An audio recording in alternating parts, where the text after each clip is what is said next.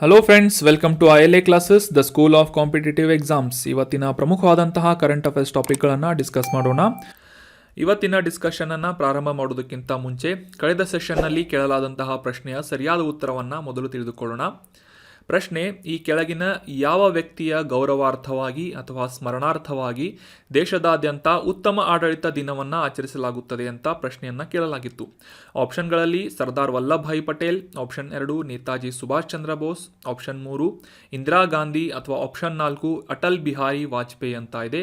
ಇಮೇಜನ್ನು ಕೂಡ ಬದಲಾಯಿಸಲಾಗಿದೆ. ಸೊ ಸರಿಯಾದ ಉತ್ತರ ಆಪ್ಷನ್ 4 ಅಟಲ್ ಬಿಹಾರಿ ವಾಜಪೇಯಿ ಅವರ ಸ್ಮರಣಾರ್ಥವಾಗಿ ಮತ್ತು ಅವರು ನೀಡಿದಂತಹ ಕೊಡುಗೆಯನ್ನು ಸ್ಮರಿಸುವಂತಹ ಉದ್ದೇಶದಿಂದ ಉತ್ತಮ ಆಡಳಿತ ದಿನ ಅಂತ ದೇಶದಾದ್ಯಂತ ಪ್ರತಿ ವರ್ಷ ಡಿಸೆಂಬರ್ 25ರಂದು ಆಚರಿಸಲಾಗುತ್ತದೆ. ಮುಖ್ಯವಾಗಿ ಈ ಆಡಳಿತ ಸುಧಾರಣೆಯನ್ನು ಒಂದು ಉದ್ದೇಶವಾಗಿ ಇಟ್ಕೊಂಡು 2014ನೇ ಇಸವಿಯಿಂದ ಈ ಉತ್ತಮ ಆಡಳಿತ ದಿನ ಅಥವಾ ಗುಡ್ ಗವರ್ನೆನ್ಸ್ ಡೇ ಅನ್ನಾಗಿ ಪ್ರತಿ ವರ್ಷ ಡಿಸೆಂಬರ್ 25ರಂದು ಆಚರಿಸಲಾಗುತ್ತದೆ. ಈ ದಿನವನ್ನು ಅಟಲ್ ಬಿಹಾರಿ ವಾಜಪೇಯಿ ಅವರ ಸ್ಮರಣಾರ್ಥವಾಗಿ ಆಚರಿಸಲಾಗುತ್ತೆ ಅಂತ ತಿಳ್ಕೊಂಡ್ವಿ. ಅದೇ ರೀತಿಯಾಗಿ ಈ ಅಟಲ್ ಬಿಹಾರಿ ವಾಜಪೇಯಿ ಅವರ ಕುರಿತಾದಂತಹ ಕೆಲವೊಂದಿಷ್ಟು ಪ್ರಮುಖ ಮಾಹಿತಿಗಳನ್ನು ಕೂಡ ಈ ಒಂದು ಆರ್ಟಿಕಲ್ನಲ್ಲಿ ಡಿಸ್ಕಸ್ ಮಾಡೋಣ. ಮುಖ್ಯವಾಗಿ 1924 ಡಿಸೆಂಬರ್ 25ರಂದು ಮಧ್ಯಪ್ರದೇಶದ ಗ್ವಾಲಿಯರ್ನಲ್ಲಿ ಜನಿಸ್ತಾರೆ ಅಟಲ್ ಬಿಹಾರಿ ವಾಜಪೇಯಿ ಅವರು. ಇವರು ಭಾರತದ ಪ್ರಧಾನಿಯಾಗಿ 3 ಬಾರಿ ಆಯ್ಕೆಯಾಗಿ ಸೇವೆಯನ್ನು ಸಲ್ಲಿಸ್ತಾರೆ. ಇವರು 1996ರಲ್ಲಿ ಮೊದಲ ಬಾರಿಗೆ ರಾಷ್ಟ್ರದ ಪ್ರಧಾನಮಂತ್ರಿಯಾಗಿ ಆಯ್ಕೆಯಾದರೆ, ಎರಡನೇ ಬಾರಿಗೆ 1998ರಿಂದ 99ರವರೆಗೆ ಈ ಒಂದು ಪ್ರಧಾನಮಂತ್ರಿಯಾಗಿ ಸೇವೆಯನ್ನು ಸಲ್ಲಿಸ್ತಾರೆ. ನಂತರ ಮೂರನೇ ಬಾರಿಗೆ ಅಕ್ಟೋಬರ್ 13ರಿಂದ 1999ಕ್ಕೆ ಈ ಮೂರನೇ ಬಾರಿಗೆ ರಾಷ್ಟ್ರದ ಪ್ರಧಾನಮಂತ್ರಿಯಾಗಿ ಅಟಲ್ ಬಿಹಾರಿ ವಾಜಪೇಯಿ ಅವರು ಆಯ್ಕೆಯಾಗ್ತಾರೆ. ಸೊ ಇವರ ಒಂದು ಆಡಳಿತದ ಒಂದು ಸುಧಾರಣೆಯ ನಿಟ್ಟಿನಲ್ಲಿ ಕೆಲಸ ಮಾಡಿದಂತಹ ಸೇವೆಯನ್ನು ಗಮನದಲ್ಲಿಟ್ಟುಕೊಂಡು 2015 ಮಾರ್ಚ್ 27ರಂದು ಇವರಿಗೆ ಭಾರತ ರತ್ನ ಪ್ರಶಸ್ತಿಯನ್ನು ಕೂಡ ನೀಡಿ ಗೌರವಿಸಲಾಗುತ್ತದೆ. ನಂತರ 2014ರಲ್ಲಿ ಉತ್ತಮ ಆಡಳಿತ ದಿನ ಅಂತ ಇವರ ಸ್ಮರಣಾರ್ಥವಾಗಿ ಇವರ ಕೊಡುಗೆಯನ್ನು ಸ್ಮರಿಸುವಂತಹ ಉದ್ದೇಶದಿಂದ ಭಾರತದಲ್ಲಿ ಈ ಗುಡ್ ಗವರ್ನೆನ್ಸ್ ಡೇ ಅನ್ನು ಆಚರಿಸಲಾಗುತ್ತದೆ. ಆನ್ಸರ್ ಮಾಡಿದಂತಹ ಸ್ಟೂಡೆಂಟ್ಸ್ಗಳಿಗೆ ಕಂಗ್ರ್ಯಾಚುಲೇಷನ್ಸ್. ಇದೇ ರೀತಿ ಡಿಸ್ಕಷನ್ನಲ್ಲಿ ಭಾಗವಹಿಸ್ತಾ ಇರಿ. ನಿಮ್ಮ ಆನ್ಸರ್ಗಳನ್ನು ಕಮೆಂಟ್ ಬಾಕ್ಸ್ನಲ್ಲಿ ಕಮೆಂಟ್ ಮಾಡ್ತಾ ಇರಿ ಅಂತ ಹೇಳ್ತಾ ಇವತ್ತಿನ ಪ್ರಶ್ನೆಯನ್ನು ನೋಡೋಣ. ಈ ಹವಳಗಳಿಗೆ ಫೇಮಸ್ ಆದಂತಹ ಗ್ರೇಟ್ ಬ್ಯಾರಿಯರ್ ರೀಫ್, ಕೋರಾಲ್ಗಳು ಅಥವಾ ಹವಳಗಳು ಅಂತ ಏನು ಕರಿತೇವೆ. ಸೊ ಗ್ರೇಟ್ ಬ್ಯಾರಿಯರ್ ರೀಫ್ಗಳು ಎಲ್ಲಿವೆ ಅಂತ ನೀವು ಸಾಮಾನ್ಯವಾಗಿ ಭೂಗೋಳದಲ್ಲಿ ಓದಿರ್ತೀರಿ. ಸೊ ನಿಮಗೆ ಎಷ್ಟು ನೆನಪಿದೆ ಅಂತ ತಿಳ್ಕೊಳ್ಳೋಣ. ಆನ್ಸರನ್ನು ಕಮೆಂಟ್ ಬಾಕ್ಸ್ನಲ್ಲಿ ಕಮೆಂಟ್ ಮಾಡಬೇಕು. ಆಪ್ಷನ್ಗಳನ್ನು ಕೂಡ ನೀಡಲಾಗಿದ್ದು, ಈ ಗ್ರೇಟ್ ಬ್ಯಾರಿಯರ್ ರೀಫ್ಗಳು ಯುರೋಪ್ ಖಂಡದ ಪೂರ್ವ ಭಾಗದಲ್ಲಿದೆ ಅಂತ ಇದೆ, ಆಪ್ಷನ್ 2. ಆಸ್ಟ್ರೇಲಿಯಾ ಖಂಡದ ಈಶಾನ್ಯ ಭಾಗದಲ್ಲಿದೆ ಅಂತ ಇದೆ, ಆಪ್ಷನ್ 3. ಆಫ್ರಿಕಾ ಖಂಡದ ದಕ್ಷಿಣ ಭಾಗದಲ್ಲಿ ಇದೆ ಅಂತ ಇದೆ, ಅಥವಾ ಆಪ್ಷನ್ 4 ಈ ಗ್ರೇಟ್ ಬ್ಯಾರಿಯರ್ ರೀಫ್ಗಳು ಅಂಡಮಾನ್ ಮತ್ತು ನಿಕೋಬಾರ್ ಕರಾವಳಿ ಭಾಗದ ಹತ್ತಿರ ಇವೆ ಅಂತ ಇದೆ. ಸೊ ಈ ಇಮೇಜ್ನಲ್ಲಿ ಕೂಡ ನೋಡಬಹುದು ಯಾವ ರೀತಿಯಾಗಿ ಸುಂದರವಾದಂತಹ ಹವಳಗಳು ಕಂಡುಬರುವಂತಹ ಅತಿ ಹೆಚ್ಚಾಗಿ ಕಂಡುಬರುವಂತಹ ಗ್ರೇಟ್ ಬ್ಯಾರಿಯರ್ ರೀಫ್ ಎಲ್ಲಿದೆ ಅಂತ ಕಮೆಂಟ್ ಬಾಕ್ಸ್ನಲ್ಲಿ ಕಮೆಂಟ್ ಮಾಡಿ. ಮುಂದಿನ ಸೆಷನ್ನಲ್ಲಿ ಇದರ ಕರೆಕ್ಟ್ ಆನ್ಸರನ್ನು ತಿಳಿದುಕೊಳ್ಳೋಣ. ಇನ್ನು ಇವತ್ತಿನ ಆರ್ಟಿಕಲ್ಗೆ ಸಂಬಂಧಪಟ್ಟಂತಹ ಮೊದಲ ಪ್ರಶ್ನೆ ಏನು ಅಂತ ನೋಡೋದಾದರೆ, ಭಾರತ ಮತ್ತು ಫ್ರಾನ್ಸ್ ದೇಶಗಳ ಸೇನೆಗಳು ಜಂಟಿಯಾಗಿ ನಿರ್ವಹಿಸುವಂತಹ ಈ ಫ್ರಿಂಜೆಕ್ಸ್ ಅನ್ನುವ ಮಿಲಿಟರಿ ವ್ಯಾಯಾಮವನ್ನು ಭಾರತದಲ್ಲಿ ಎಲ್ಲಿ ಆಯೋಜನೆ ಮಾಡಲಾಗಿದೆ 2023ರಲ್ಲಿ ಅಂತ ಪ್ರಶ್ನೆ ಇದೆ. ಆಪ್ಷನ್ 1 ಹಿಮಾಚಲ ಪ್ರದೇಶದ ಧರ್ಮಶಾಲಾದಲ್ಲಿ, ಆಪ್ಷನ್ 2 ವಿಶಾಖಪಟ್ಟಣಂನಲ್ಲಿ, ಅಥವಾ ಆಪ್ಷನ್ 3 ತಿರುವನಂತಪುರಂನಲ್ಲಿ, ಅಥವಾ ಆಪ್ಷನ್ 4 ಚೆನ್ನೈನಲ್ಲಿ ಅಂತ ಇದೆ. ಸರಿಯಾದ ಉತ್ತರ ಕೇರಳದ ತಿರುವನಂತಪುರಂನಲ್ಲಿ, ಆಪ್ಷನ್ 3 ತಿರುವನಂತಪುರಂನಲ್ಲಿ ಈ ಫ್ರಾನ್ಸ್ ಮತ್ತು ಭಾರತ ದೇಶಗಳ ಸೈನಿಕರ ಒಂದು ಜಂಟಿ ಯುದ್ಧ ವ್ಯಾಯಾಮ ಫ್ರಿಂಜೆಕ್ಸ್ ಅನ್ನುವ ಹೆಸರಿನಲ್ಲಿ ಆಯೋಜನೆ ಮಾಡಲಾಗ್ತಾ ಇದೆ. So option 3 Thiruvananthapuram is right answer. ಕಾಂಟೆಕ್ಸ್ಟನ್ನು ಅರ್ಥ ಮಾಡ್ಕೊಳ್ಳೋದಾದರೆ ಪ್ರಶ್ನೆಯಲ್ಲೇ ಡಿಸ್ಕಸ್ ಮಾಡಿದ ಹಾಗೆ ಈ ಫ್ರಾನ್ಸ್ ಮತ್ತು ಭಾರತ ದೇಶದ ಈ ಜಂಟಿ ಸಮರಾಭ್ಯಾಸವಾದಂತಹ ಫ್ರಿಂಜೆಕ್ಸ್ 23 ಅಂದರೆ 2023ರ ಆವೃತ್ತಿಯನ್ನು ಕೇರಳದ ತಿರುವನಂತಪುರಂನಲ್ಲಿ ಆಯೋಜನೆ ಮಾಡಲಾಗ್ತಾ ಇದೆ ಅಂತ ಒಂದು ಕಾಂಟೆಕ್ಸ್ಟಿಂದ ಅಥವಾ ನ್ಯೂಸ್ನಲ್ಲಿ ಬಂದಿತ್ತು. ಸೊ ಹೀಗಾಗಿ ಈ ಫ್ರಿಂಜೆಕ್ಸ್ ಅನ್ನುವ ಈ ಯುದ್ಧ ವ್ಯಾಯಾಮದ ಕುರಿತಾದಂತಹ ಕೆಲವೊಂದಿಷ್ಟು ಪ್ರಮುಖ ಮಾಹಿತಿಗಳನ್ನು ಡಿಸ್ಕಸ್ ಮಾಡೋಣ. ಅಷ್ಟೇ ಅಲ್ಲದೆ ಭಾರತ ಮತ್ತು ಫ್ರಾನ್ಸ್ ದೇಶಗಳ ನಡುವೆ ನಡೆಸಲಾಗುವಂತಹ ಇತರ ಸಮರಾಭ್ಯಾಸದ ಕುರಿತಾಗಿ ಕೂಡ ಈ ಒಂದು ಆರ್ಟಿಕಲ್ನಲ್ಲಿ ತಿಳಿದುಕೊಳ್ಳೋಣ. ಮೊದಲನೇದಾಗಿ ಈ 2023ರ ಈ ಫ್ರಿಂಜೆಕ್ಸ್ ಅನ್ನುವ ಎಕ್ಸಸೈಸ್ ಏನಿದೆ ಮುಖ್ಯವಾಗಿ ಭಾರತ ಮತ್ತು ಫ್ರೆಂಚ್ ದೇಶಗಳ ಸೇನೆಯ ನಡುವೆ ನಡೀತಾ ಇರುವಂತಹ ಈ ಬಟಾಲಿಯನ್ನ ಕಮಾಂಡರ್ ಅಡಿಯಲ್ಲಿ ನಡೀತಾ ಇರುವಂತಹ ಮೊದಲ ಯುದ್ಧ ವ್ಯಾಯಾಮ ಆಗಿದೆ. ಫ್ರಿಂಜೆಕ್ಸ್ ಅನ್ನುವ ಯುದ್ಧ ವ್ಯಾಯಾಮ ಇದನ್ನು ಭಾರತದಲ್ಲಿ ಮೊದಲ ಬಾರಿಗೆ ಆಯೋಜನೆ ಮಾಡಲಾಗ್ತಾ ಇದೆ. ಸೊ ಈ ಫ್ರಿಂಜೆಕ್ಸ್ ಅನ್ನುವ ಈ ಯುದ್ಧ ವ್ಯಾಯಾಮದ ಮುಖ್ಯ ಉದ್ದೇಶ ಏನು ಅಂತ ತಿಳ್ಕೊಳ್ಳೋದಾದರೆ, ಫ್ರಾನ್ಸ್ ಮತ್ತು ಭಾರತ ದೇಶಗಳ ಸೈನಿಕರ ನಡುವೆ ಒಂದು ಇಂಟರ್ಆಪರೇಬಿಲಿಟಿ ಅಥವಾ ಪರಸ್ಪರ ಕಾರ್ಯಸಾಧ್ಯತೆಯನ್ನು ಇಂಪ್ರೂವ್ ಮಾಡುವಂತಹ ನಿಟ್ಟಿನಲ್ಲಿ ಮತ್ತು ಈ ಎರಡೂ ಸೈನ್ಯಗಳ ನಡುವೆ ಸಮನ್ವಯತೆ ಮತ್ತು ಕೋಆಪರೇಷನನ್ನು ಇಂಪ್ರೂವ್ ಮಾಡುವಂತಹ ಒಂದು ಉದ್ದೇಶವನ್ನು ಇಟ್ಕೊಂಡು ಈ ಸ್ಟ್ರಾಟಜಿಕಲ್ ಲೆವೆಲ್ನಲ್ಲಿ ಫ್ರಿಂಜೆಕ್ಸ್ ಅನ್ನೋ ಎಕ್ಸಸೈಸನ್ನು ಕಂಡಕ್ಟ್ ಮಾಡಲಾಗ್ತಾ ಇದೆ. ಇನ್ನು 2023ರ ಈ ಒಂದು ಮೊದಲನೇ ಬಾರಿಗೆ ಆಯೋಜನೆ ಆಗ್ತಾ ಇರುವಂತಹ ಫ್ರಿಂಜೆಕ್ಸ್ ಎಕ್ಸಸೈಸ್ನ ಥೀಮ್ ಏನು ಅಂತ ತಿಳ್ಕೊಳ್ಳೋದಾದರೆ, ಮುಖ್ಯವಾಗಿ 2023ರಲ್ಲಿ ಈ ಮಾನವೀಯ ನೆರವು ಅಥವಾ ಈ ಹ್ಯುಮನಿಟೇರಿಯನ್ ಅಸಿಸ್ಟೆನ್ಸ್ ಮತ್ತು ಡಿಸಾಸ್ಟರ್ ರಿಲೀಫ್ ಅನ್ನುವ ಎರಡು ಮುಖ್ಯವಾದಂತಹ ವಿಷಯಗಳನ್ನು ಗಮನದಲ್ಲಿಟ್ಟುಕೊಂಡು ಸ್ಪರ್ಧಾತ್ಮಕ ಪರಿಸರದಲ್ಲಿ ಮಾನವೀಯ ನೆರವು ಮತ್ತು ವಿಪತ್ತು ಪರಿಹಾರ ಅನ್ನುವ ಈ ಒಂದು ಕಾರ್ಯಾಚರಣೆಯ ಒಂದು ಯುದ್ಧ ವ್ಯಾಯಾಮವನ್ನು ಈ ಫ್ರಿಂಜೆಕ್ಸ್ ಅನ್ನುವ ಹೆಸರಿನಲ್ಲಿ ಭಾರತ ಮತ್ತು ಫ್ರಾನ್ಸ್ ದೇಶಗಳ ಎರಡೂ ಸೈನಿಕರ ನಡುವೆ ನಡೆಸಲಾಗ್ತಾ ಇದೆ. ಸೊ ಇದೇ ರೀತಿಯಾಗಿ ಭಾರತ ಮತ್ತು ಫ್ರಾನ್ಸ್ ದೇಶಗಳ ನಡುವೆ ನಡೆಯುವಂತಹ ಇತರ ಮಿಲಿಟರಿ ವ್ಯಾಯಾಮಗಳು ಯಾವುವು ಅಂತ ತಿಳ್ಕೊಳ್ಳೋದಾದರೆ, ಈ ಎರಡೂ ವಾಯುಪಡೆಗಳ ನಡುವೆ ನಡೆಯುವಂತಹ ಗರುಡ ಅನ್ನುವ ಯುದ್ಧ ವ್ಯಾಯಾಮ ಮತ್ತು ಈ ಎರಡೂ ದೇಶದ ನೌಕಾಪಡೆಗಳ ನಡುವೆ ನಡೆಯುವಂತಹ ವರುಣ ಅನ್ನುವ ಯುದ್ಧ ವ್ಯಾಯಾಮ ಮತ್ತು ಭಾರತದ ಮತ್ತು ಫ್ರಾನ್ಸ್ ದೇಶದ ಭೂಸೇನೆಗಳ ನಡುವೆ ನಡೆಯುವಂತಹ ಶಕ್ತಿ ಅನ್ನುವ ಯುದ್ಧ ವ್ಯಾಯಾಮ, ಈ ರೀತಿಯಾದಂತಹ 3 ಪ್ರಮುಖವಾದಂತಹ ಯುದ್ಧ ವ್ಯಾಯಾಮಗಳನ್ನು ಮತ್ತು ಫ್ರಿಂಜೆಕ್ಸ್ ಅನ್ನುವ ಯುದ್ಧ ವ್ಯಾಯಾಮವನ್ನು ಭಾರತ ಫ್ರಾನ್ಸ್ ದೇಶದೊಂದಿಗೆ ನಡೆಸುತ್ತದೆ. ಇನ್ನು ಮುಂದಿನ ಆರ್ಟಿಕಲ್ಗೆ ಸಂಬಂಧಪಟ್ಟಂತಹ ಪ್ರಶ್ನೆಯನ್ನು ನೋಡೋದಾದರೆ, ಈ ನಾಸಾ ಆರಂಭಿಸಿದಂತಹ ಡಾರ್ಟ್ ಅನ್ನುವ ಮಿಷನ್ನ ಮುಖ್ಯ ಉದ್ದೇಶ ಏನು ಅಂತ ಗುರುತಿಸಬೇಕಾಗಿದೆ.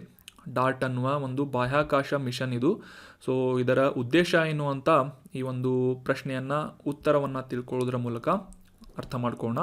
ಮೊದಲೇದಾಗಿ ಈ ಒಂದು ಪ್ರಶ್ನೆ ಮತ್ತು ಆಪ್ಷನ್ಗಳನ್ನು ನೋಡಿದ ಮೇಲೆ 1-2-3 ಸೆಕೆಂಡ್ ಪಾಸ್ ಮಾಡಿ, ಅದಾದ ನಂತರ ಆಪ್ಷನ್ ಮತ್ತು ಕ್ವಶನನ್ನು ಕರೆಕ್ಟಾಗಿ ಅರ್ಥ ಮಾಡ್ಕೊಂಡಾದರೆ ನಂತರ ಈ ಒಂದು ವಿಡಿಯೋವನ್ನು ರೆಸ್ಯೂಮ್ ಮಾಡಿ ನಂತರ ಆನ್ಸರನ್ನು ತೆಗೆದುಕೊಳ್ಳಿ. ಸೊ ಮೊದಲನೇ ಆಪ್ಷನ್ನಲ್ಲಿ ಈ ಡಾರ್ಟ್ ಅನ್ನುವ ಮಿಷನ್ನ ಮುಖ್ಯ ಉದ್ದೇಶ ಶನಿ ಗ್ರಹವನ್ನು ಅನ್ವೇಷಣೆ ಮಾಡುವುದಾಗಿದೆ ಅಂತ ಇದೆ. ಆಪ್ಷನ್ 2, ಚಂದ್ರನ ಮೇಲ್ಮೈಯಲ್ಲಿ ಮೃದುವಾದಂತಹ ಇಳಿಯುವಿಕೆ ಅಥವಾ ಸಾಫ್ಟ್ ಲ್ಯಾಂಡಿಂಗನ್ನು ಮಾಡುವಂತಹ ಉದ್ದೇಶವನ್ನು ಡಾರ್ಟ್ ಮಿಷನ್ ಹೊಂದಿದೆ ಅಂತ ಇದೆ. ಆಪ್ಷನ್ 3, ಈ ಡಾರ್ಟ್ ಮಿಷನ್ನ ಮುಖ್ಯ ಉದ್ದೇಶ ಕ್ಷುದ್ರ ಗ್ರಹವನ್ನು ಡಿಕ್ಕಿ ಹೊಡೆದು ಅದರ ದಿಕ್ಕನ್ನು ತಿರುಗಿಸುವುದಾಗಿದೆ ಅಂತ ಇದೆ. ಆಪ್ಷನ್ 4, ಈ ಕ್ಷುದ್ರ ಗ್ರಹದ ಗಾತ್ರವನ್ನು ಅಳೆಯುವ ಉದ್ದೇಶವನ್ನು ಡಾರ್ಟ್ ಅನ್ನುವ ಬಾಹ್ಯಾಕಾಶ ಮಿಷನ್ ಹೊಂದಿದೆ ಅಂತ ಇದೆ. ಸೊ ಸರಿಯಾದ ಉತ್ತರ ಆಪ್ಷನ್ 3, ಈ ಕ್ಷುದ್ರ ಗ್ರಹವನ್ನು ಡಿಕ್ಕಿ ಹೊಡೆಯುವುದಷ್ಟೇ ಅಲ್ಲದೆ ಅದರ ದಿಕ್ಕನ್ನು ಬದಲಾಯಿಸುವಂತಹ ಒಂದು ಉದ್ದೇಶವನ್ನು ಡಾರ್ಟ್ ಅನ್ನುವ ಮಿಷನ್ ಅನ್ನುವ ಈ ಒಂದು ಹೆಸರಿನಿಂದ ನಾಸಾದಿಂದ ಉಡಾವಣೆ ಮಾಡಲಾಗಿತ್ತು. ಸೊ ಕಾಂಟೆಕ್ಸ್ಟನ್ನು ಅರ್ಥ ಮಾಡ್ಕೊಳ್ಳೋದಾದರೆ, ಇತ್ತೀಚೆಗೆ ಈ ಡಾರ್ಟ್ ಅನ್ನುವ ಮಿಷನ್ ಈ ಕ್ಷುದ್ರ ಗ್ರಹಕ್ಕೆ ಡಿಕ್ಕಿಯನ್ನು ಹೊಡೆದಿತ್ತು. ಯಾವಾಗ ಅಂತಂದರೆ ಸೆಪ್ಟೆಂಬರ್ ಅಥವಾ ಅಕ್ಟೋಬರ್ನಲ್ಲಿ ಈ ಒಂದು ಮಿಷನ್ ಏನಿದೆ ಅಥವಾ ಈ ಒಂದು ಬಾಹ್ಯಾಕಾಶ ನೌಕೆ ಏನಿದೆ ಒಂದು ಕ್ಷುದ್ರ ಗ್ರಹಕ್ಕೆ ಡಿಕ್ಕಿಯನ್ನು ಹೊಡೆದಿತ್ತು. ಸೊ ಆ ಒಂದು ಡಿಕ್ಕಿಯನ್ನು ಹೊಡೆದಂತಹ ಪರಿಣಾಮ ಏನಾಯಿತು ಅಂತ ಸ್ಟಡಿ ಮಾಡಿದಂತಹ ನಾಸಾದ ವಿಜ್ಞಾನಿಗಳು ಆ ಒಂದು ಅನಾಲಿಸಿಸ್ ಮಾಡಿದಂತಹ ಇನ್ಫಾರ್ಮೇಷನನ್ನು ಪಬ್ಲಿಕ್ನಲ್ಲಿ ಬಹಿರಂಗಪಡಿಸಿದ್ದಾರೆ ಅಥವಾ ಪಬ್ಲಿಷ್ ಮಾಡಿದ್ದಾರೆ ಅಂತ ನ್ಯೂಸ್ನಲ್ಲಿ ಬಂದಿತ್ತು. ಸೊ ಹೀಗಾಗಿ ಡಾರ್ಟ್ ಅನ್ನುವ ಮಿಷನ್ ಯಾವ ರೀತಿಯಾಗಿ ಕೆಲಸ ಮಾಡಿತ್ತು ಮತ್ತು ಅದರ ಒಂದು ಪರಿಣಾಮ ಏನು ಅಂತ ಈ ಒಂದು ಆರ್ಟಿಕಲ್ನಲ್ಲಿ ಮುಖ್ಯವಾಗಿ ಅಂಡರ್ಸ್ಟ್ಯಾಂಡ್ ಮಾಡ್ಕೋಣ. ಅದಕ್ಕಿಂತ ಮುಂಚೆ exam point of view important ಏನು ಅಂತಂದರೆ, ಡಾರ್ಟ್ ಮಿಷನನ್ನು ಲಾಂಚ್ ಮಾಡಿದಂತಹ ಸಂಸ್ಥೆ ಯಾವುದು ಅಂತ ನೆನ್ಪಿಟ್ಕೊಳ್ಳಿ. ನಾಸಾ, ಅಮೆರಿಕಾದ ಬಾಹ್ಯಾಕಾಶ ಸಂಶೋಧನಾ ಸಂಸ್ಥೆಯಾದಂತಹ ನಾಸಾದಿಂದ ಈ ಡಾರ್ಟ್ ಅನ್ನುವ ಮಿಷನನ್ನು ಲಾಂಚ್ ಮಾಡಲಾಗಿತ್ತು. So double asteroid redirection test ಅನ್ನುವ ಒಂದು ಉದ್ದೇಶವನ್ನು, ಮುಖ್ಯವಾಗಿ ಈ ಕ್ಷುದ್ರ ಗ್ರಹಕ್ಕೆ ಡಿಕ್ಕಿ ಹೊಡೆಸುವಂತಹ ಮತ್ತು ಅದರ ಒಂದು ಚಲನೆಯನ್ನು ಬದಲಾವಣೆ ಮಾಡುವಂತಹ ಉದ್ದೇಶವನ್ನು ಈ ಮಿಷನ್ ಹೊಂದಿತ್ತು.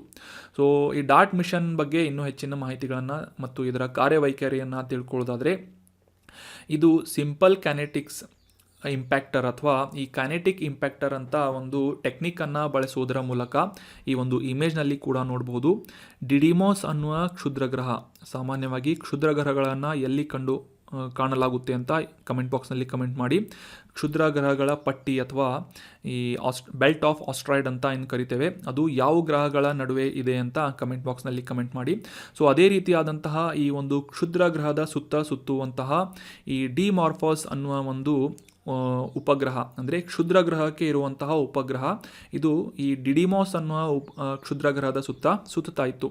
ಸೊ ಆ ಒಂದು ಕ್ಷುದ್ರ ಗ್ರಹದ ದಿಕ್ಕನ್ನು ಬದಲಾವಣೆ ಮಾಡುವಂತಹ ಉದ್ದೇಶದಿಂದ ಈ ಒಂದು ಡಾರ್ಟ್ ಅನ್ನುವ ಬಾಹ್ಯಾಕಾಶ ನೌಕೆಯನ್ನು ಹಾರಾಟ ಮಾಡಲಾಗಿತ್ತು ನಾಸಾದಿಂದ. ಸೊ ಹೀಗಾಗಿ ಆ ಒಂದು ಬಾಹ್ಯಾಕಾಶ ನೌಕೆಯಿಂದ ಈ ಡಿಮಾರ್ಫೋಸ್ ಅನ್ನುವ ಕ್ಷುದ್ರ ಗ್ರಹದ ಸ್ಯಾಟಲೈಟ್ ಅಥವಾ ಉಪಗ್ರಹ ಏನಿದೆ ಅದಕ್ಕೆ ಒಂದು ಹೈ ಸ್ಪೀಡ್ನಿಂದ ಡಿಕ್ಕಿಯನ್ನು ಹೊಡೆಸಲಾಗಿತ್ತು. ಸೊ ಇದರಿಂದ ಪರಿಣಾಮ ಯಾವ ರೀತಿಯಾಗಿ ಇಂಪ್ಯಾಕ್ಟ್ ಮಾಡಿತು ಅಂತ ಈ ಒಂದು ನೆಕ್ಸ್ಟ್ ಸ್ಲೈಡ್ನಲ್ಲಿ ಡಿಸ್ಕಸ್ ಮಾಡೋಣ. ಇದನ್ನು ಮಾಡುವಂತಹ ಮುಖ್ಯ ಒಂದು ಟೆಕ್ನಿಕ್ ಯಾವುದು ಅಂತಂದರೆ ಕೈನೆಟಿಕ್ ಇಂಪ್ಯಾಕ್ಟರ್ ತಂತ್ರವನ್ನು ಇದರಲ್ಲಿ ಬಳಸಲಾಗಿತ್ತು. ಸಿಂಪಲ್ಲಾಗಿ ಅಂಡರ್ಸ್ಟ್ಯಾಂಡ್ ಮಾಡ್ಕೊಳ್ಳೋದಾದರೆ, ಒಂದು ಕ್ಷುದ್ರ ಗ್ರಹ ಅಥವಾ ಯಾವುದೇ ಒಂದು ಆಕಾಶಕಾಯವನ್ನು ಸ್ಮ್ಯಾಶ್ ಮಾಡುವಂತಹ ಅಥವಾ ಅದಕ್ಕೆ ಡಿಕ್ಕಿ ಹೊಡೆಸಿ ಅದರ ಒಂದು ಗತಿಯನ್ನು ಮತ್ತು ಅದರ ಒಂದು ಡೈರೆಕ್ಷನನ್ನು ಬದಲಾಯಿಸುವಂತಹ ಉದ್ದೇಶ ಈ ಡಾರ್ಟ್ ಮಿಷನ್ ಹೊಂದಿತ್ತು. ಸೊ ಕೈನೆಟಿಕ್ ಇಂಪ್ಯಾಕ್ಟರ್ ಮೂಲಕ ಈ ಒಂದು ಕ್ಷುದ್ರ ಗ್ರಹದ ಸ್ಯಾಟಲೈಟ್ ಆದಂತಹ ಡಿಮಾರ್ಫೋಸ್ಗೆ ಡಿಕ್ಕಿ ಹೊಡೆದದ್ದರಿಂದ ಸುಮಾರು 33 ನಿಮಿಷಗಳಷ್ಟು ಈ ಒಂದು ಡಿಮಾರ್ಫಸ್ನ ಟೈಮ್ ಬದಲಾಗಿದೆ, ಮಿನಿಟ್ಸ್ನಷ್ಟು ಬದಲಾಗಿದೆ, ಮತ್ತು ಅದರ ಒಂದು ಕಕ್ಷೆ ಕೂಡ ಸಾಕಷ್ಟು ಬದಲಾವಣೆಯನ್ನು ಕಂಡಿದೆ ಅಂತ ರೀಸೆಂಟಾಗಿ ನಾಸಾದಿಂದ ಒಂದು ಅನಾಲಿಸಿಸನ್ನು ಅಥವಾ ಒಂದು ಪರಿಣಾಮವನ್ನು ಅಧ್ಯಯನ ಮಾಡಿ ಪಬ್ಲಿಷ್ ಮಾಡಲಾಗಿತ್ತು ಇನ್ಫಾರ್ಮೇಷನನ್ನು.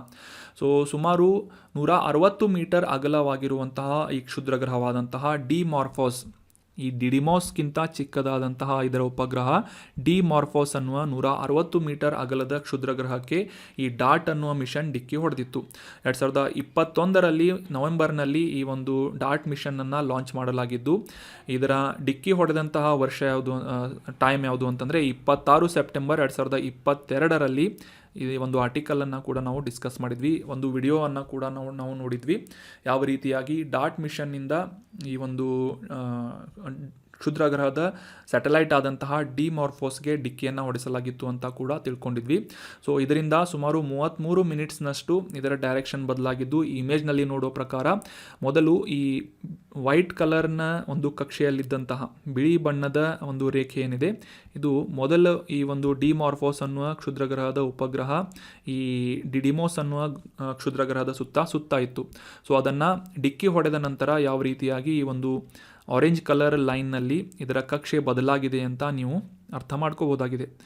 ಸೊ ಇನ್ನು ಈ ರೀತಿಯಾದಂತಹ ಒಂದು ಡಿಕ್ಕಿ ಹೊಡೆಸಿ ಆ ಒಂದು ನೌಕೆಯನ್ನು ವೇಸ್ಟ್ ಮಾಡುವಂತಹ ಕೆಲಸ ನಾಸಾದಿಂದ ಯಾಕೆ ಮಾಡಲಾಗ್ತಾ ಇದೆ ಅಂತ ಇದರ ಮುಖ್ಯ ಉದ್ದೇಶವನ್ನು ತಿಳ್ಕೊಳ್ಳೋದಾದರೆ, ಸೊ ಯಾವುದೇ ರೀತಿಯಾಗಿ ಕ್ಷುದ್ರ ಗ್ರಹಗಳು ಭೂಮಿಯತ್ತ ಸಾಗುವಂತಹ ಒಂದು ನಿಟ್ಟಿನಲ್ಲಿ ಇದ್ದರೆ, ಅಂದರೆ ಭೂಮಿಯ ಗುರುತ್ವಾಕರ್ಷಣೆಯ ಬಲದಿಂದ ಆಕರ್ಷಿತವಾದಂತಹ ಯಾವುದೇ ಒಂದು ಕ್ಷುದ್ರ ಗ್ರಹ ಭೂಮಿಯ ಡೈರೆಕ್ಷನ್ನಲ್ಲಿ ಅಥವಾ ಭೂಮಿಯ ಪಥದಲ್ಲಿ ಬರ್ತಾ ಇದ್ದರೆ ಭೂಮಿಗೆ ಅದು ಅಪ್ಪಳಿಸಿ ಭೂಮಿಗೆ ಸಾಕಷ್ಟು ಹಾನಿ ಮಾಡುವಂತಹ ಒಂದು ಸಾಧ್ಯತೆಗಳು ಇರುತ್ತವೆ. ಸೊ ಹೀಗಾಗಿ ಈ ರೀತಿಯಾದಂತಹ ಎಕ್ಸ್ಪೆರಿಮೆಂಟ್ಸ್ಗಳನ್ನು, ಈ ಡಾರ್ಟ್ ಅನ್ನೋ ಮಿಷನ್ನಂತಹ ಎಕ್ಸ್ಪೆರಿಮೆಂಟ್ಸ್ಗಳನ್ನು ಕಂಡಕ್ಟ್ ಮಾಡ್ತಾ ಇದ್ದರೆ ಭೂಮಿಯತ್ತ ಬರುತ್ತಿರುವಂತಹ ಕ್ಷುದ್ರ ಗ್ರಹ ಆಗಿರ್ಬೋದು ಅಥವಾ ಇತರ ಯಾವುದೇ ಆಕಾಶಕಾಯ ಆಗಿರ್ಬೋದು, ಅದರ ಒಂದು ಪಥವನ್ನು ಬದಲಿಸುವಂತಹ ಎಕ್ಸ್ಪೆರಿಮೆಂಟ್ಗಳನ್ನು ಮಾಡಿ ಯಶಸ್ವಿಯಾಗುವುದರಿಂದ ನಮ್ಮ ಭೂಮಿಯನ್ನು ಸಂರಕ್ಷಿಸುವಂತಹ ಡಿಫೆನ್ಸ್ ಮೆಕ್ಯಾನಿಸಮನ್ನು ಎಸ್ಟಾಬ್ಲಿಷ್ ಮಾಡುವಂತಹ ಮುಖ್ಯ ಉದ್ದೇಶ ಈ ನಾಸಾದ ವಿಜ್ಞಾನಿಗಳು ಹೊಂದಿದ್ದಾರೆ. ಸೊ ಇದು ಮಾನವೀಯ ಇತಿಹಾಸದಲ್ಲಿ ಮೊದಲ ಬಾರಿಗೆ ಬಾಹ್ಯಾಕಾಶದಲ್ಲಿರುವಂತಹ ಆಕಾಶಕಾಯಕ್ಕೆ ಡಿಕ್ಕಿಯನ್ನು ಹೊಡೆಸಿದಂತಹ ಮೊದಲ ನೌಕೆ ಡಾರ್ಟ್ ಅನ್ನೋ ಮಿಷನ್ ಆಗಿದೆ. So that was about detailed information of DART mission. ಇನ್ನು ಮುಂದಿನ ಆರ್ಟಿಕಲ್ಗೆ ಸಂಬಂಧಪಟ್ಟಂತಹ ಪ್ರಶ್ನೆಯನ್ನು ನೋಡೋದಾದರೆ, bureau of Indian standards BIS ಅಂತ ನೀವೆಲ್ಲ ಓದಿರ್ತೀರಿ. ಸೊ ಈ ಒಂದು BIS ಆ್ಯಕ್ಟನ್ನು ಯಾವ ವರ್ಷದಲ್ಲಿ ಜಾರಿಗೊಳಿಸಲಾಯಿತು ಅಂತ ಪ್ರಶ್ನೆ ಇದೆ. ಆಪ್ಷನ್ಗಳಲ್ಲಿ 1999, ಆಪ್ಷನ್ 2 2004, ಆಪ್ಷನ್ 3 2016 ಅಥವಾ ಆಪ್ಷನ್ 4 2019 ಅಂತ ಇದೆ. ಸೊ ಸರಿಯಾದ ಉತ್ತರ ಆಪ್ಷನ್ 3 2016ನೇ ಇಸವಿಯಲ್ಲಿ BIS ಆ್ಯಕ್ಟ್ ಅಥವಾ ಬ್ಯೂರೋ ಆಫ್ ಇಂಡಿಯನ್ ಸ್ಟ್ಯಾಂಡರ್ಡ್ಸ್ ಆ್ಯಕ್ಟನ್ನು ಜಾರಿಗೊಳಿಸಲಾಗಿತ್ತು. ರೀಸೆಂಟಾಗಿ BIS ನ್ಯೂಸ್ನಲ್ಲಿ ಯಾಕೆ ಇತ್ತು ಅಂತ ಕಾಂಟೆಕ್ಸ್ಟನ್ನು ಅರ್ಥ ಮಾಡ್ಕೊಳ್ಳೋದಾದರೆ, ಇತ್ತೀಚೆಗೆ ನಮ್ಮ ಕೇಂದ್ರ ಗ್ರಾಹಕ ವ್ಯವಹಾರಗಳ ಸಚಿವಾಲಯ ಅಥವಾ ಮಿನಿಸ್ಟ್ರಿ ಆಫ್ ಕನ್ಸ್ಯೂಮರ್ ಅಫೇರ್ಸ್ನಿಂದ ಈ ಏಪ್ರಿಲ್ 1, 2023ರವರೆಗೆ ಎಲ್ಲ ಚಿನ್ನಾಭರಣ ಮಾರಾಟ ಮಾಡುವಂತಹ ಈ ಉದ್ಯಮಿಗಳೇನಿರ್ತಾರೆ ಅಥವಾ ಮಾರಾಟ ಮಾಡುವಂತಹ ಮರ್ಚೆಂಟ್ಸ್ಗಳೇನಿರ್ತಾರೆ, ಸೊ ಅವರು ಕಂಪಲ್ಸರಿಯಾಗಿ ಈ ಒಂದು ಆಭರಣದ ಮೇಲೆ ಈ ಯುನೀಕ್ ಐಡೆಂಟಿಫಿಕೇಷನ್ ಕೋಡನ್ನು ಅಂತಂದರೆ ಹಾಲ್ ಮಾರ್ಕ್ನ ವಿಶಿಷ್ಟ ಗುರುತು ಅಥವಾ ಹಾಲ್ ಮಾರ್ಕ್ ಯುನೀಕ್ ಐಡೆಂಟಿಫಿಕೇಷನ್ ಈ ಒಂದು ಕೋಡನ್ನು ಕಡ್ಡಾಯವಾಗಿ ಮೆನ್ಷನ್ ಮಾಡಬೇಕು ಏಪ್ರಿಲ್ 1 ಅಂತ ಈ ಒಂದು ಇನ್ಫಾರ್ಮೇಷನನ್ನು ಪಬ್ಲಿಷ್ ಮಾಡಲಾಗಿದೆ. ಸೊ ಹೀಗಾಗಿ ಈ ಹಾಲ್ ಮಾರ್ಕ್ ವಿಶಿಷ್ಟ ಗುರುತು ಅಥವಾ ಹಾಲ್ ಮಾರ್ಕ್ ಯುನೀಕ್ ಐಡೆಂಟಿಫಿಕೇಷನ್ ಬಗ್ಗೆ ಈ ಒಂದು ಕೋಡ್ ಬಗ್ಗೆ ಸಂಬಂಧಪಟ್ಟಂತಹ ಕೆಲವೊಂದಿಷ್ಟು ಪ್ರಮುಖ ಮಾಹಿತಿಗಳನ್ನು ಈ ಒಂದು ಆರ್ಟಿಕಲ್ನಲ್ಲಿ ಡಿಸ್ಕಸ್ ಮಾಡೋಣ. ಸೊ ಈ ಹಾಲ್ ಮಾರ್ಕ್ ಮತ್ತು BISಗೆ ಸಂಬಂಧಪಟ್ಟಂತಹ ಕ್ವಶನ್ಗಳನ್ನು ಆಲ್ರೆಡಿ ಎಕ್ಸಾಮ್ಗಳಲ್ಲಿ ಕೇಳಲಾಗಿದೆ. UPSCಯಲ್ಲೂ ಕೂಡ ಈ ಒಂದು ಇನ್ಫಾರ್ಮೇಷನನ್ನು ಅಥವಾ ಪ್ರಿಲಿಮ್ಸ್ ಕ್ವಶನನ್ನು ಕೇಳಲಾಗಿತ್ತು. ಸೊ ಹೀಗಾಗಿ ಈ KPSCಯಲ್ಲೂ ಕೂಡ ಈ ರೀತಿಯಾದಂತಹ ಪ್ರಶ್ನೆಗಳನ್ನು ಕೇಳುವಂತಹ ಸಾಧ್ಯತೆಗಳು ಇರುವುದರಿಂದ ಈ ಹಾಲ್ ಮಾರ್ಕ್ ಮತ್ತು BIS ಕುರಿತಾದಂತಹ ಪ್ರಮುಖ ಮಾಹಿತಿಗಳನ್ನು ಡಿಸ್ಕಸ್ ಮಾಡೋಣ. ಮುಖ್ಯವಾಗಿ ಈಗ ಡಿಸ್ಕಸ್ ಮಾಡಲಾದಂತಹ ಈ ಹಾಲ್ ಮಾರ್ಕ್ ವಿಶಿಷ್ಟ ಗುರುತಿನ ಕೋಡ್ ಬಗ್ಗೆ ತಿಳ್ಕೊಳ್ಳೋದಾದರೆ, ಇದು ಸಂಖ್ಯೆ ಮತ್ತು ಅಕ್ಷರಗಳನ್ನು ಒಳಗೊಂಡಂತಹ ಅಲ್ಫಾಬೆಟಿಕ್ಸ್ ಮತ್ತು ಈ ನಂಬರ್ಗಳನ್ನು ಒಳಗೊಂಡಂತಹ 6 ಅಂಕಿಯ ಅಲ್ಫಾ ನ್ಯೂಮರಿಕ್ ಕೋಡ್ ಆಗಿದೆ. ಈ ಒಂದು ಇಮೇಜ್ನಲ್ಲಿ ಕೂಡ ನೋಡ್ಬೋದು ಯಾವ ರೀತಿಯಾಗಿ ಆಭರಣದ ಮೇಲೆ ಸಾಮಾನ್ಯವಾಗಿ ನಾವು ಈ BIS ಹಾಲ್ ಮಾರ್ಕನ್ನು ಗಮನಿಸ್ತೇವೆ. ನಂತರ ಈ ಒಂದು ಪ್ಯೂರಿಟಿ ಆಫ್ ಗೋಲ್ಡ್ ಅಥವಾ ಈ ಆಭರಣದ ಪರಿಶುದ್ಧತೆ ಎಷ್ಟಿದೆ, for example 24 carrot, 22 carrot, 18 carrot ಈ ರೀತಿಯಾಗಿ ಎಷ್ಟು ಕ್ಯಾರೆಟ್ ಅಥವಾ ಪ್ಯೂರಿಟಿಯನ್ನು ಆ ಗೋಲ್ಡ್ ಬಂಗಾರ ಚಿನ್ನ ಹೊಂದಿದೆ ಅಂತ ನೋಡ್ತೇವೆ. ಸೊ ಅದಾದ ನಂತರ ಇಲ್ಲಿ ಸಂಖ್ಯೆಗಳನ್ನು ಕೂಡ ಮೆನ್ಷನ್ ಮಾಡಲಾಗಿರುತ್ತೆ. ಇವುಗಳನ್ನು ಹಾಲ್ ಮಾರ್ಕ್ ಯುನೀಕ್ ಐಡೆಂಟಿಫಿಕೇಷನ್ ನಂಬರ್ ಅಂತ ಗುರುತಿಸಲಾಗುತ್ತದೆ. ಸೊ ಸದ್ಯಕ್ಕೆ 6 ಅಂಕಿಗಳ ಈ ಒಂದು ಹಾಲ್ ಮಾರ್ಕನ್ನು ವಿಶಿಷ್ಟ ಗುರುತಿನ ಒಂದು ಕೋಡನ್ನು ಕಂಪಲ್ಸರಿಯಾಗಿ ಏಪ್ರಿಲ್ನಿಂದ ಮೆನ್ಷನ್ ಮಾಡಬೇಕು ಅಂತ ಈ ಗ್ರಾಹಕ ವ್ಯವಹಾರಗಳ ಸಚಿವಾಲಯದಿಂದ ಒಂದು ಮ್ಯಾಂಡೇಟ್ರಿ ಗೈಡ್ಲೈನ್ಸನ್ನು ಪಬ್ಲಿಷ್ ಮಾಡಲಾಗಿದೆ. ಈ ಒಂದು BIS ಹಾಲ್ ಮಾರ್ಕ್ಗಳನ್ನು ಕಂಪಲ್ಸರಿಯಾಗಿ ಪ್ರತಿ ಆಭರಣದ ಮೇಲೂ ಮೆನ್ಷನ್ ಮಾಡಬೇಕು ಮತ್ತು ಪ್ರತಿ ಆಭರಣದ ಮೇಲೆ ಪ್ರಿಂಟ್ ಮಾಡಲಾದಂತಹ ಈ ಒಂದು ನಂಬರ್ ಏನಿರುತ್ತೆ ಅದು ವಿಶಿಷ್ಟವಾಗಿರುತ್ತೆ, ಅಂದರೆ ಯುನೀಕ್ ಆಗಿರುತ್ತೆ. ಒಂದು ಆಭರಣದ ಮೇಲೆ ಇರುವಂತಹ ನಂಬರ್ ಇನ್ನೊಂದು ಆಭರಣದ ಮೇಲೆ ಇರುವುದಿಲ್ಲ. ಸೊ ಅಷ್ಟೇ ಅಲ್ಲದೆ ಈ ಒಂದು ಅನನ್ಯ ಸಂಖ್ಯೆಯನ್ನು ಮೌಲ್ಯಮಾಪನ ಮಾಡುವಂತಹ ಮತ್ತು ಈ ಹಾಲ್ ಮಾರ್ಕಿಂಗ್ ಮಾಡುವಂತಹ ಕೇಂದ್ರಗಳಲ್ಲಿ ಈ ಆಭರಣದ ಮೇಲೆ ಹಸ್ತಚಾಲಿತವಾದಂತಹ ಸ್ಟ್ಯಾಂಪ್ಗಳನ್ನು ಮುದ್ರಣೆ ಮಾಡುವಂತಹ ಅವಕಾಶವನ್ನು ಕೂಡ ನೀಡಲಾಗಿರುತ್ತದೆ. ಇದಕ್ಕಿಂತ ಮುಂಚೆ ಈ ಹಾಲ್ ಮಾರ್ಕ್ ವಿಶಿಷ್ಟ ಗುರುತನ್ನು 4 ಅಂಕಿಗಳಿಗೆ ಸೀಮಿತಗೊಳಿಸಲಾಗಿತ್ತು. ಆದರೆ ಸದ್ಯಕ್ಕೆ ಮಾರ್ಕೆಟ್ನಲ್ಲಿ 4 ಅಥವಾ 6 ಅಂಕಿಗಳ ಈ ಒಂದು ಐಡೆಂಟಿಫಿಕೇಷನ್ ಕೋಡನ್ನು ಪ್ರಿಂಟ್ ಮಾಡಲಾಗ್ತಾ ಇತ್ತು. ಆದರೆ ಏಪ್ರಿಲ್ 1 ಕಂಪಲ್ಸರಿಯಾಗಿ 6 ಅಂಕಿಗಳ ಈ ಅಲ್ಫಾ ನ್ಯೂಮರಿಕ್ ಕೋಡ್ಗಳನ್ನು ಮೆನ್ಷನ್ ಮಾಡಬೇಕು ಅಂತ ಕೇಂದ್ರ ಸರ್ಕಾರದಿಂದ ನಿರ್ಧಾರ ಮಾಡಲಾಗಿದೆ. ಸೊ ಆಲ್ರೆಡಿ ಇಮೇಜ್ನಲ್ಲಿ ಡಿಸ್ಕಸ್ ಮಾಡಲಾದ ಹಾಗೆ ಯಾವುದೇ ಒಂದು ಆಭರಣದ ಮೇಲೆ ಈ BIS ಲೋಗೋ ಮತ್ತು ಅದರ ಎಷ್ಟು ಕ್ಯಾರೆಟ್ನ ಅಥವಾ ಅದರ ಪರಿಶುದ್ಧತೆ ಎಷ್ಟಿದೆ ಅಂತ ಒಂದು ಇನ್ಫಾರ್ಮೇಷನ್ ಮೆನ್ಷನ್ ಮಾಡಲಾಗುತ್ತೆ ಮತ್ತು ಈ 6 ಅಂಕಿಯ ಅಲ್ಫಾ ನ್ಯೂಮರಿಕ್ ಕೋಡನ್ನು ಕೂಡ ಈ 3 ಚಿಹ್ನೆಗಳನ್ನು ಕಂಪಲ್ಸರಿಯಾಗಿ ಪ್ರತಿ ಆಭರಣದ ಮೇಲೂ ಮೆನ್ಷನ್ ಮಾಡಬೇಕು ಅಂತ ಒಂದು ಇನ್ಫಾರ್ಮೇಷನನ್ನು ಅಥವಾ ಗೈಡ್ಲೈನ್ಸನ್ನು ಪ್ರಕಟಿಸಲಾಗಿದೆ. ಅಷ್ಟೇ ಅಲ್ಲದೆ ಯಾವುದೇ ಒಂದು ಆಭರಣದ ಈ ಹಾಲ್ ಮಾರ್ಕ್ ಸಂಬಂಧಿತವಾದಂತಹ ಮಾಹಿತಿಯನ್ನು ವೆರಿಫೈ ಮಾಡಬೇಕು ಅಂತಂದರೆ BIS ಕೇರ್ ಅನ್ನುವ ಒಂದು ಅಪ್ಲಿಕೇಶನನ್ನು ಬಳಸುವುದರ ಮೂಲಕ ಈ HUID ಅಥವಾ ಹಾಲ್ ಮಾರ್ಕ್ ವಿಶಿಷ್ಟ ಗುರುತನ್ನು ವೆರಿಫೈ ಮಾಡುವಂತಹ ಆಭರಣದ ದೃಢೀಕರಣ ಮಾಡುವಂತಹ ಪರಿಶೀಲನೆಯನ್ನು ನೀವು ಮಾಡ್ಬೋದಾಗಿದೆ ಈ ಒಂದು ಅಪ್ಲಿಕೇಶನನ್ನು ಬಳಸೋದರ ಮೂಲಕ. ಸೊ BIS ಬಗ್ಗೆ ಸಾಕಷ್ಟು ಮಾಹಿತಿಗಳನ್ನು ಡಿಸ್ಕಸ್ ಮಾಡಿದ್ವಿ. ಸೊ ಹೀಗಾಗಿ ಈ ಒಂದು ಸಂಸ್ಥೆಯ ಕುರಿತಾದಂತಹ GKಗೆ ಸಂಬಂಧಪಟ್ಟಂತಹ ಕೆಲವೊಂದಿಷ್ಟು ಮಾಹಿತಿಗಳನ್ನು ಕೂಡ ಈ ಒಂದು ಆರ್ಟಿಕಲ್ನಲ್ಲಿ ಡಿಸ್ಕಸ್ ಮಾಡೋಣ. ಪ್ರಶ್ನೆಯಲ್ಲೇ ಡಿಸ್ಕಸ್ ಮಾಡಲಾದ ಹಾಗೆ ಬ್ಯೂರೋ ಆಫ್ ಇಂಡಿಯನ್ ಸ್ಟ್ಯಾಂಡರ್ಡ್ಸ್ ಅಥವಾ ಈ ಒಂದು BIS ಅನ್ನುವ ಕಾಯ್ದೆಯನ್ನು 2016ರಲ್ಲಿ ರಾಷ್ಟ್ರೀಯ ಮಾನದಂಡಗಳ ಸಂಸ್ಥೆಯನ್ನಾಗಿ ಈ ಒಂದು BIS ಅನ್ನುವ ಸಂಸ್ಥೆಯನ್ನು ಜಾರಿಗೊಳಿಸಲಾಗಿತ್ತು ಈ ಒಂದು ಆ್ಯಕ್ಟ್ನ ಅಡಿಯಲ್ಲಿ. ಸೊ ಈ ಗ್ರಾಹಕರ ವ್ಯವಹಾರಗಳು ಮತ್ತು ಆಹಾರ ಮತ್ತು ಸಾರ್ವಜನಿಕ ವಿತರಣಾ ಸಚಿವಾಲಯದ ಅಡಿಯಲ್ಲಿ ಕಾರ್ಯನಿರ್ವಹಿಸುವಂತಹ ಈ ಬ್ಯೂರೋ ಆಫ್ ಇಂಡಿಯನ್ ಸ್ಟ್ಯಾಂಡರ್ಡ್ಸ್ ಇದರ ಸ್ಥಾಪನೆಯ ಮುಖ್ಯ ಉದ್ದೇಶ ಏನು ಅಂತಂದರೆ ದೇಶದಾದ್ಯಂತ ಈ ಪ್ರಮಾಣೀಕರಣ ಅಥವಾ ಸರ್ಟಿಫಿಕೇಷನ್ಗೆ ಸಂಬಂಧಪಟ್ಟಂತಹ ಈ ಆ್ಯಕ್ಟಿವಿಟೀಸ್ಗಳಲ್ಲಿ ಹಾರ್ಮೋನಿಯನ್ನು ತರುವಂತಹ ಉದ್ದೇಶ. ಫಾರ್ ಎಕ್ಸಾಂಪಲ್ ಈಗ ಒಬ್ಬ ಜ್ಯುವೆಲರಿ ಅಂಗಡಿಯಲ್ಲಿ ಹೋದರೆ ಒಂದು ಬೇರೆ ಸ್ಟ್ಯಾಂಡರ್ಡ್ ಇರುತ್ತೆ. ಅದೇ ರೀತಿಯಾಗಿ ಅದೇ ಒಂದು 22 ಕ್ಯಾರೆಟ್ನ ಗೋಲ್ಡ್ ಇನ್ನೊಬ್ಬರ ಅಂಗಡಿಗೆ ಹೋದರೆ ಜ್ಯುವೆಲರಿಗೆ ಹೋದರೆ ಅಲ್ಲಿ ಡಿಫ್ರೆಂಟ್ ಆಗಿರುತ್ತೆ. ಸೊ ಹೀಗಾಗಿ ಒಂದು ವೇರಿಯೇಷನನ್ನು ಕಡಿಮೆ ಮಾಡುವಂತಹ ನಿಟ್ಟಿನಲ್ಲಿ ಒಂದೇ ರೀತಿಯಾದಂತಹ ಒಂದು ಸ್ಟ್ಯಾಂಡರ್ಡನ್ನು ಸೆಟ್ ಮಾಡುವಂತಹ ಒಂದು ಉದ್ದೇಶದಿಂದ ಬ್ಯೂರೋ ಆಫ್ ಇಂಡಿಯನ್ ಸ್ಟ್ಯಾಂಡರ್ಡನ್ನು 2016ರಲ್ಲಿ ಸ್ಥಾಪನೆ ಮಾಡಲಾಗಿತ್ತು. ಅಷ್ಟೇ ಅಲ್ಲದೆ ಈ ಸರಕುಗಳಾಗಿರ್ಬೋದು, ಇತರ ಆರ್ಟಿಕಲ್ಗಳ ಗುಣಮಟ್ಟವನ್ನು, ಅದರ ಒಂದು ಎನ್ಶೋರಿಟಿಯನ್ನು ಮೇಂಟೈನ್ ಮಾಡುವಂತಹ ಉದ್ದೇಶವನ್ನು ಕೂಡ ಈ BIS ಸ್ಥಾಪನೆ ಹೊಂದಿದೆ. ಇಂಟರ್ನ್ಯಾಷನಲ್ ಆರ್ಗನೈಸೇಷನ್ ಫಾರ್ ಸ್ಟ್ಯಾಂಡರ್ಡೈಸೇಷನ್ ಮತ್ತು ಇಂಟರ್ನ್ಯಾಷನಲ್ ಎಲೆಕ್ಟ್ರೋಟೆಕ್ನಿಕಲ್ ಕಮಿಷನ್ನಲ್ಲಿ ಈ BIS ಭಾರತವನ್ನು ಪ್ರತಿನಿಧಿಸುವಂತಹ ಪ್ರಮುಖವಾದಂತಹ ಸಂಸ್ಥೆಯಾಗಿದೆ. 2016ರಲ್ಲಿ ಇದನ್ನು ಸ್ಥಾಪನೆ ಮಾಡಲಾಗಿತ್ತು. So that was about detail information of bureau of Indian standards and hall mark identification number.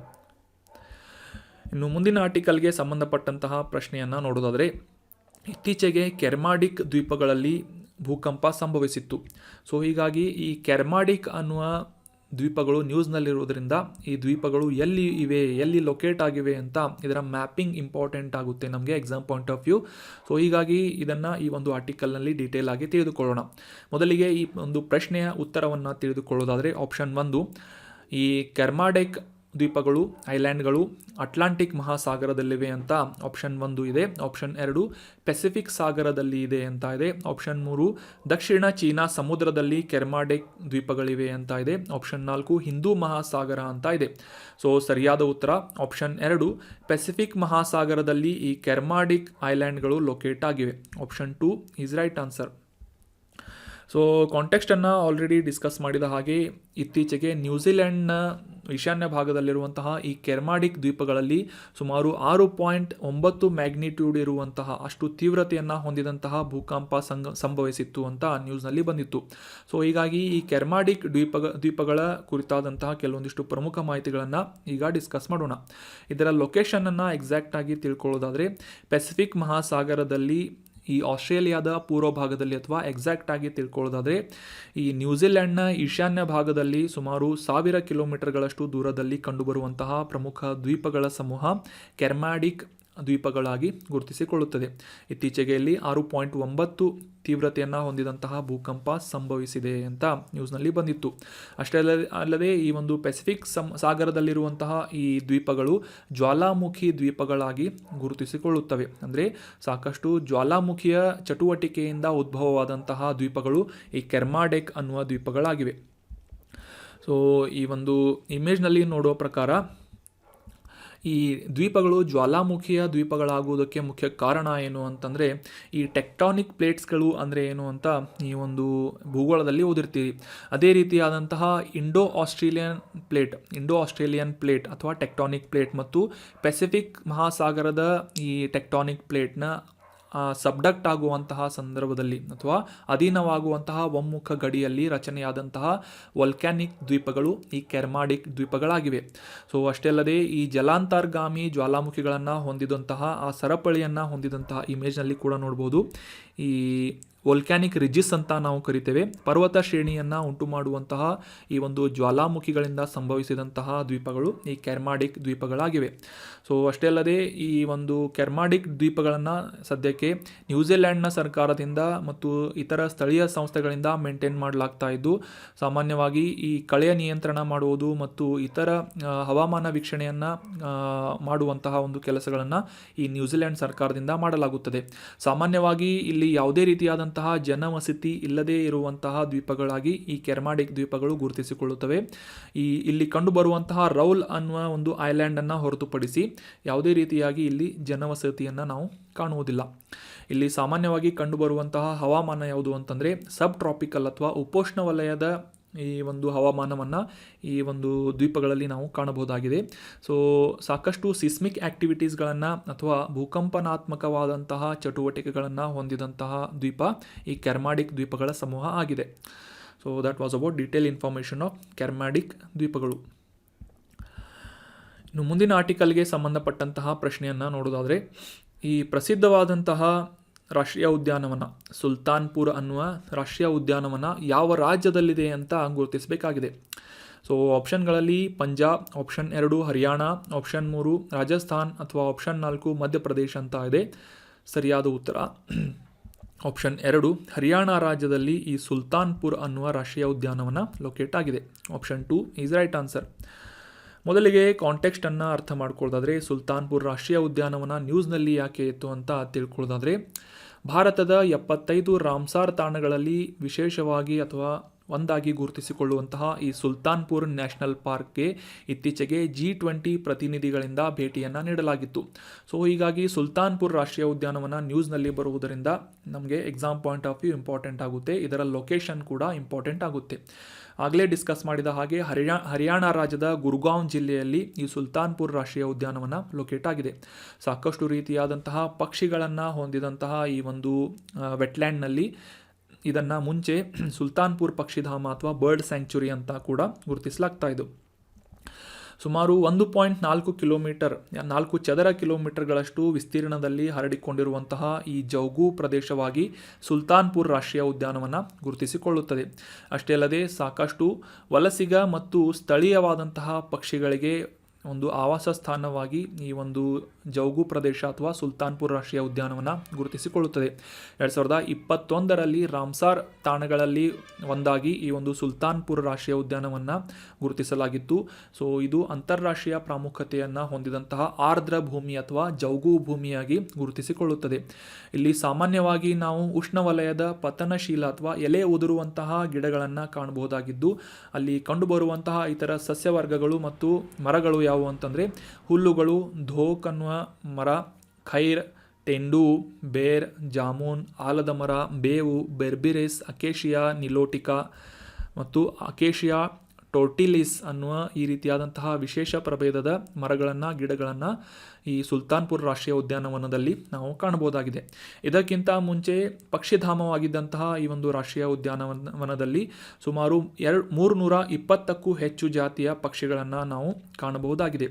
ಇದರಲ್ಲಿ ಸಾಕಷ್ಟು ರೀತಿಯಾದಂತಹ ಸ್ಥಳೀಯವಾದಂತಹ ಪಕ್ಷಿ ಪ್ರಭೇದಗಳು ಮತ್ತು ವಲಸೆ ಬರುವಂತಹ ಪಕ್ಷಿ ಪ್ರಭೇದಗಳನ್ನು ಕೂಡ ನಾವು ಇಲ್ಲಿ ಕಾಣಬಹುದಾಗಿದ್ದು, ಅದರಲ್ಲಿ ವಿಶೇಷವಾಗಿ ಗುರುತಿಸಲಾದಂತಹ ಕೆಲವೊಂದಿಷ್ಟು ಪಕ್ಷಿಗಳು ಯಾವುವು ಅಂತಂದರೆ hoopoe, purple sunbird, black francolin, little cormorant, Indian cormorant, Siberian crane, greater flamingo, common teal, common greenshank ಮತ್ತು ರಾಫ್ ಅನ್ನುವ ಒಂದು ಪಕ್ಷಿ ಪ್ರಭೇದಗಳನ್ನು ನಾವು ಇಲ್ಲಿ ಕಾಣಬಹುದಾಗಿದೆ. ಈ ಒಂದು ಇಮೇಜ್ನಲ್ಲಿ ಕೂಡ ನೋಡ್ಬೋದು ಯಾವ ರೀತಿಯಾಗಿ ಸುಲ್ತಾನ್ಪುರ್ ನ್ಯಾಷನಲ್ ಪಾರ್ಕ್ನಲ್ಲಿ ವಲಸೆ ಬರುವಂತಹ ಅಥವಾ ಮೈಗ್ರೇಟರಿ ಬರ್ಡ್ಸ್ಗಳನ್ನು ನಾವು ಕಾಣಬಹುದಾಗಿದೆ ಮತ್ತು ಇಲ್ಲಿ ಸ್ಥಳೀಯವಾಗಿ ಕಾಣಬಹುದಾದಂತಹ ಪಕ್ಷಿ ಪ್ರಭೇದಗಳನ್ನು ಕೂಡ ಇಲ್ಲಿ ಈ ಒಂದು ಇಮೇಜ್ನಲ್ಲಿ ನೀವು ನೋಡ್ಬೋದಾಗಿದೆ. So that was about detail information of Sultanpur national park. So ಇವತ್ತು ಡಿಸ್ಕಸ್ ಮಾಡಲಾದಂಥ ಎಲ್ಲ ಆರ್ಟಿಕಲ್ಸ್ಗಳನ್ನು ಮತ್ತೊಮ್ಮೆ ರಿವೈಸ್ ಮಾಡಿಬಿಡೋಣ. ಮೊದಲನೇ ಆರ್ಟಿಕಲ್ನಲ್ಲಿ ಭಾರತ ಮತ್ತು ಫ್ರಾನ್ಸ್ ದೇಶಗಳ ನಡುವೆ ನಡೆಯುವಂತಹ ಈ ಫ್ರಿಂಜೆಕ್ಸ್ ಅನ್ನುವ ಯುದ್ಧ ವ್ಯಾಯಾಮವನ್ನು 2023ರ ಆವೃತ್ತಿಯ ಮೊದಲ ಬಾರಿಗೆ ತಿರುವನಂತಪುರಂನಲ್ಲಿ ಆಯೋಜನೆ ಮಾಡಲಾಗ್ತಾ ಇದೆ ಮತ್ತು ಭಾರತ ಮತ್ತು ಫ್ರಾನ್ಸ್ ದೇಶಗಳ ನಡುವೆ ನಡೆಯುವಂತಹ ಇತರ ಯುದ್ಧ ವ್ಯಾಯಾಮಗಳ ಕುರಿತಾಗಿ ಈ ಒಂದು ಫಸ್ಟ್ ಆರ್ಟಿಕಲ್ನಲ್ಲಿ ಡಿಸ್ಕಸ್ ಮಾಡಿದ್ವಿ. ನಂತರದ ಆರ್ಟಿಕಲ್ನಲ್ಲಿ ನಾಸಾದಿಂದ ಉಡಾವಣೆ ಮಾಡಲಾದಂತಹ ಡಾರ್ಟ್ ಅನ್ನುವ ಮಿಷನ್ ಕುರಿತಾದಂತಹ ಡೀಟೇಲ್ ಇನ್ಫಾರ್ಮೇಷನನ್ನು ತಿಳ್ಕೊಂಡ್ವಿ ಮತ್ತು ಇದರ ಮುಖ್ಯ ಉದ್ದೇಶ ಮತ್ತು ಯಾವ ರೀತಿಯಾಗಿ ಈ ಒಂದು ಬಾಹ್ಯಾಕಾಶ ನೌಕೆ ಕೆಲಸವನ್ನು ಮಾಡಿತ್ತು, ಇತ್ತೀಚೆಗೆ ನಾಸಾದಿಂದ ಅದರ ಒಂದು ಅನಾಲಿಸಿಸನ್ನು ಪಬ್ಲಿಷ್ ಮಾಡಲಾಗಿದೆ ಅಂತ ಡೀಟೇಲ್ ಆಗಿ ಡಿಸ್ಕಸ್ ಮಾಡಿದ್ವಿ. ನಂತರದ ಆರ್ಟಿಕಲ್ನಲ್ಲಿ ಬ್ಯೂರೋ ಆಫ್ ಇಂಡಿಯನ್ ಸ್ಟ್ಯಾಂಡರ್ಡ್ಸ್ ಮತ್ತು ಈ ಹಾಲ್ ಮಾರ್ಕ್ ವಿಶೇಷ ಗುರುತಿನ ಬಗ್ಗೆ, ಈ ಒಂದು ಕೋಡ್ ಬಗ್ಗೆ ಡೀಟೇಲ್ ಆಗಿ ಡಿಸ್ಕಸ್ ಮಾಡಿದ್ವಿ. ನಂತರದ ಆರ್ಟಿಕಲ್ನಲ್ಲಿ ಈ ಕಾರ್ಮಾಡೆಕ್ ದ್ವೀಪಗಳ ಕುರಿತಾದಂತಹ ಮ್ಯಾಪಿಂಗ್ಗೆ ಲೊಕೇಶನ್ಗೆ ಸಂಬಂಧಪಟ್ಟಂತಹ ಮಾಹಿತಿಗಳನ್ನು ಡೀಟೇಲ್ ಆಗಿ ಅಂಡರ್ಸ್ಟ್ಯಾಂಡ್ ಮಾಡ್ಕೊಂಡ್ವಿ. ನಂತರದ ಆರ್ಟಿಕಲ್ನಲ್ಲಿ ಸುಲ್ತಾನ್ಪುರ್ ರಾಷ್ಟ್ರೀಯ ಉದ್ಯಾನವನದ ಕುರಿತಾದಂತಹ ಡೀಟೇಲ್ ಇನ್ಫಾರ್ಮೇಷನನ್ನು ಡಿಸ್ಕಸ್ ಮಾಡಿದ್ವಿ. So that was all about today's articles. ಈ ಕಂಟೆಂಟನ್ನು ನಿಮ್ಮ ಎಲ್ಲ ಫ್ರೆಂಡ್ಸ್ಗಳ ಜೊತೆ ಶೇರ್ ಮಾಡಿ. Thank you so much for joining the discussion. Have an awesome day.